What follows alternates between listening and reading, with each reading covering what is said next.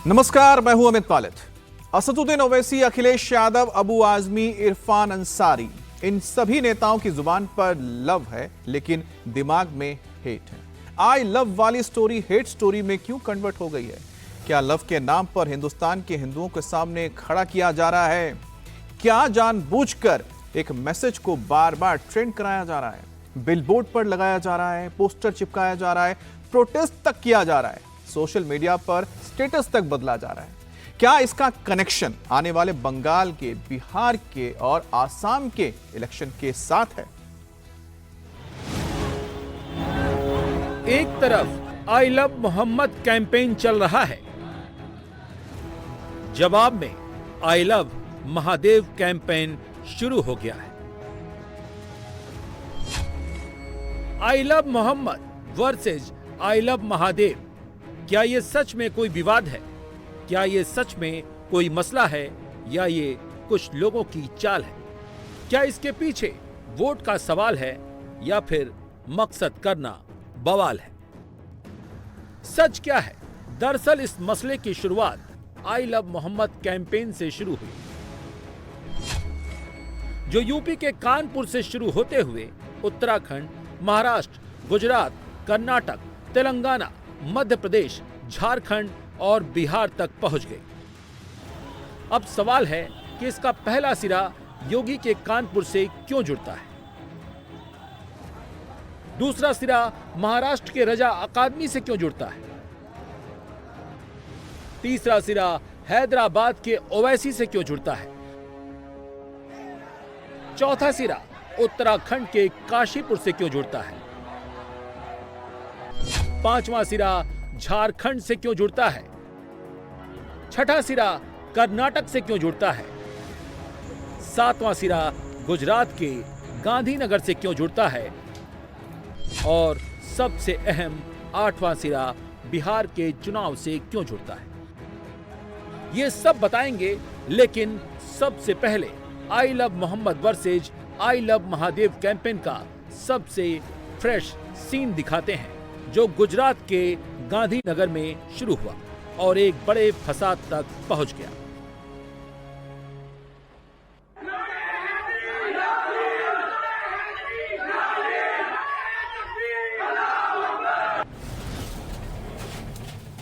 गांधीनगर में आगजनी की गई।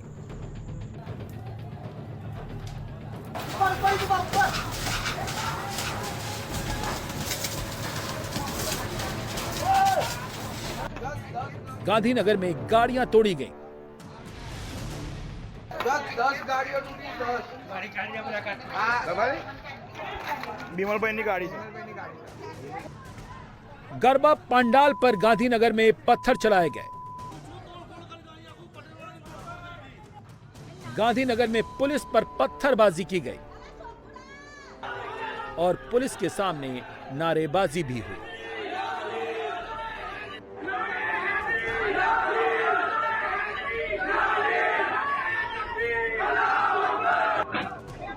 गांधीनगर में दुकानों में घुसकर तोड़फोड़ हुई।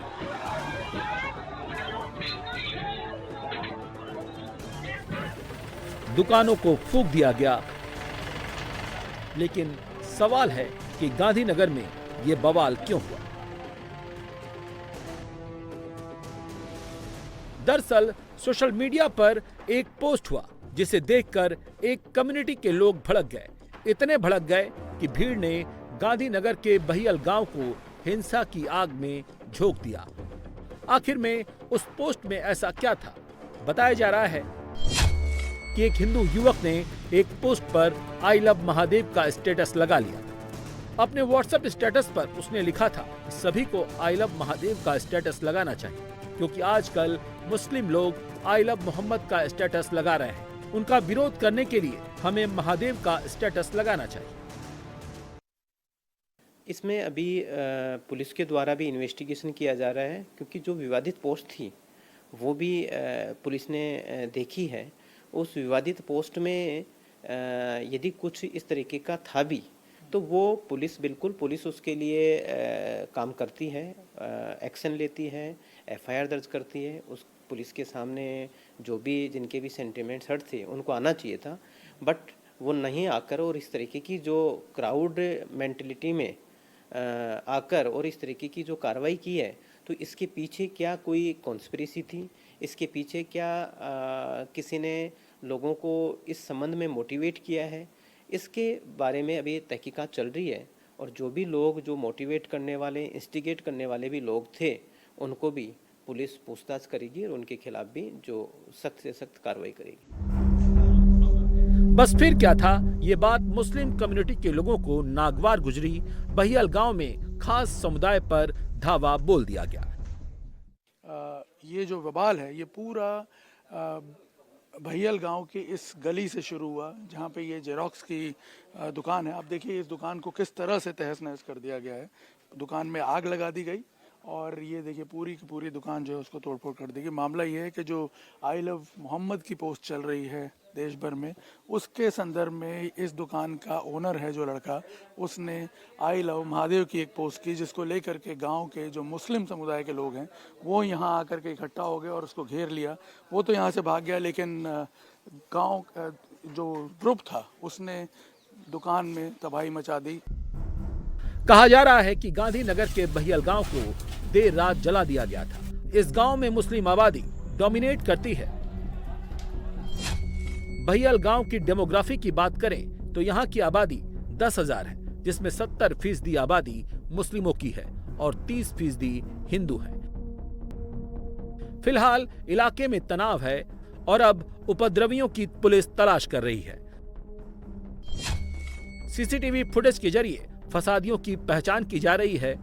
अब तक पुलिस ने 60 उपद्रवियों को हिरासत में लिया है। लेकिन सवाल है कि क्या I love Mohammad versus I love Mahadev campaign मामला सिर्फ धर्म का मामला है, या इसके पीछे देश में कोई बड़ा बवाल करने की साजिश है, या इसका मकसद सियासी है, चुनावी है। ये बात हम क्यों कह रहे हैं? क्योंकि बात अब सिर्फ 2 कम्युनिटी तक नहीं रह गई है। I love Mohammad versus I love Mahadev campaign से वोट जुगाड़ने की कोशिश शुरू हो गई है। मुस्लिम वोट की सियासत करने वाली पार्टियां मुस्लिम वोट खींचने में लग गई हैं और हिंदू वोट की पॉलिटिक्स करने वाले हिंदू वोट का जुगाड़ करने में जुट गए हैं। हिंदू मुस्लिम की सियासत करने वाले नेताओं के टाइमलाइन पर जमकर I love Mohammad versus I love Mahadev चल रहा है। सबसे पहला सैंपल हैदराबाद वाले भाईजान असदुद्दीन ओवैसी की टाइमलाइन पर नजर आया।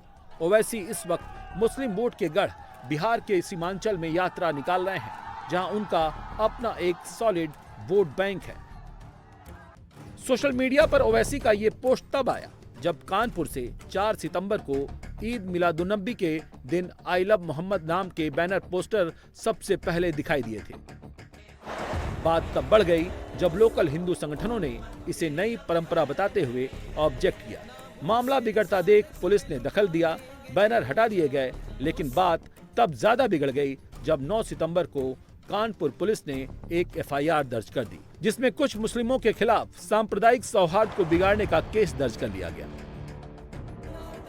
जैसे ही कानपुर में पोस्टर लगाने पर एफआईआर की खबर सोशल मीडिया के जरिए देश भर में फैली, मुसलमानों ने इसे धार्मिक भावना से जोड़ दिया।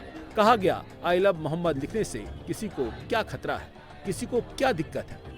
15 सितंबर को यह मामला हाइप पर तब पहुंच गया जब ओवैसी ने एक्स पर अशरफ हुसैन नाम के एक यूजर का 14 सितंबर को लिखे एक पोस्ट को रिपोस्ट करते हुए लिखा, आई लव मोहम्मद ये जुर्म नहीं है, अगर है तो इसकी हर सजा मंजूर है। नतीजा ये हुआ कि ओवैसी की पोस्ट के साइड इफेक्ट यूपी में दिखने लगे। यूपी के उन्नाव, महाराजगंज, कौशाम्बी, लखनऊ में भी लोग प्रोटेस्ट करने लगे। महाराष्ट्र के मुंबई और नागपुर में प्रोटेस्ट हुए। उत्तराखंड के काशीपुर में प्रोटेस्ट हुआ। गुजरात के गांधीनगर में प्रोटेस्ट हुआ। सोशल मीडिया पर hashtag I love Mohammad trend होने लगा। मुस्लिम वोट की सियासत करने वाले ओवैसी जैसे नेताओं को आई लव मोहम्मद कैंपेन के जरिए मुस्लिम वोट को अपने पक्ष में करने का एक मौका मिल गया। मोदी नीतीश के खिलाफ ओवैसी महागठबंधन का हिस्सा बनने के लिए बेकरार हैं, क्योंकि उन्हें बिहार में खास तौर से सीमांचल में मुस्लिम वोट बंटने का खतरा दिख रहा है, क्योंकि तेजस्वी की तरफ से ग्रीन सिग्नल नहीं मिल रहा है। लिहाजा अब ओवैसी अकेले ही ताल ठोक रहे हैं और अब सीमांचल में AIMIM की पतंग को मजहबी हवा में उड़ाने की कोशिश में जुट गए हैं। आई लव मोहम्मद पर अब खुलकर बोल रहे हैं कि ये शुरू हुआ था कानपुर में, वहाँ के शायद ADGP एडिशनल DGP ने कहा कि कोई नया पोस्टर नहीं लगा सकते। तो उसके बाद हमने सोशल मीडिया पर कहा कि हम इस बात को मानते हैं कि मोहम्मद सल्लल्लाहु अलैहि वसल्लम से हम मोहब्बत करते हैं। हर मुसलमान मोहम्मद सल्लल्लाहु अलैहि वसल्लम से मोहब्बत करता है इसलिए कि उसके ईमान का हिस्सा है। अगर हम मुसलमान हैं और अगर हम अल्लाह को जानते हैं तो वो मोहम्मद सल्लल्लाहु अलैहि वसल्लम ने हमको सिखाया है कि अल्लाह है जो ज़मीन और आसमान का खालिक है, तुम इसकी इबादत करो, किसी और की मत करो। हमको उन्होंने बताया है कि तुम्हारा ईमान उस वक्त तक मुकम्मल नहीं हो सकता जब तक कि तुम मोहम्मद सल्लल्लाहु अलैहि वसल्लम को अपनी दुनिया की हर चीज़ ज़्यादा नहीं चाहोगे। ये तुम्हारे ईमान का हिस्सा है। और आर्टिकल 25 में फ्रीडम ऑफ रिलीजन है, तो संविधान में फंडामेंटल राइट है, इसको आप कैसा छीन सकेंगे किसी से। और ये क्या बात है कि नया पोस्टर कैसा लगाए, जो यूपी में क्या गलत है एकदम। यही नहीं, यूपी के अखिलेश यादव को भी मौका मिल गया। जब आई लव मोहम्मद पर सवाल पूछा गया तो पीडीए के ए को सेट करने में देर नहीं की। ये बहुत सेंसिटिव इशू है, दोनों बहुत सेंसिटिव है। हमें आपको ये देखना चाहिए इसकी जड़ में कौन है। उस विषय पे हमें कुछ नहीं बोलना। हालांकि वो बहुत खराब बात हो जाएगी, मैं नहीं बोलना चाहता हूं, लेकिन आपको सवाल इससे महत्वपूर्ण सवाल पूछना चाहिए था। आप सोचिए, पुलिस किडनैपिंग कर रही है उत्तर प्रदेश में। पुलिस के लोग किडनैपिंग कर रहे हैं, फरौती में 20 लाख रुपए मांग रहे हैं। और कानपुर की घटना आपको पता ही है। जिस समय सच्चाई से खुलासा होगा, बड़े पैमाने पे आईपीएस, बड़े पैमाने पे पुलिस के अधिकारी, बड़े पैमाने पे बीजेपी के लोग शामिल निकलेंगे, जिसमें इतने बड़े पैमाने पर घोटाले हो रहे थे कानपुर में। सोचिए, क्या आप कल्पना कर सकते हैं कि अपराधी पुलिस और बीजेपी एक हो? ये तिगड़ी, अभी तक तो हम लोग चुनाव की तिगड़ी देखते थे कि चुनाव आयोग, सरकार के अधिकारी और बीजेपी तीनों मिलकर के काम करते थे। कानपुर में एक कदम आगे अपराधी, बीजेपी और पुलिस मिलके लोगों को परेशान कर रही थी। हालांकि धर्म में एक दूसरे के प्रति अगर आई लव यू कहने लगे तो सब मामले खत्म हो जाएंगे। दोनों मामलों को अखिलेश सेंसिटिव बता रहे हैं, क्योंकि बात सिर्फ मुस्लिम वोट की नहीं है, पीडीए के पी और डी का भी मसला है। इसीलिए बात को घुमाने में उन्होंने देर नहीं की और फेवरेट टॉपिक योगी पर आ गए। अखिलेश इस मुद्दे पर बोलने से क्यों कतरा रहे हैं, इसकी वजह भी है, क्योंकि बात 20 की ही नहीं 80 की आ गई है। क्योंकि हिंदू पक्ष ने भी I love Ram, I love Hanuman, I love Mahadev, I love Mahakal, I love Ganesh जैसे हैशटैग चलाना शुरू कर दिया है। हालत यह है कि महाराष्ट्र से लेकर बनारस तक देश भर में हिंदू कम्युनिटी के लोगों ने सोशल मीडिया पर कैंपेन शुरू कर दी है और पोस्टर लगाने शुरू कर दिए हैं, जिसका एक सेंटर मुंबई भी बन गया है। यहाँ के हिंदू संगठन कह रहे हैं कि अगर मुसलमान आई लव मोहम्मद के नाम पर एकजुटता दिखा रहा है तो हम भी आई love Mahadev, I love Mahakal campaign के जरिए हिंदुओं को एक करेंगे। हमें वो किसके लिए प्रेम प्रकट कर रहे हैं, हमें इससे कोई आपत्ति नहीं है।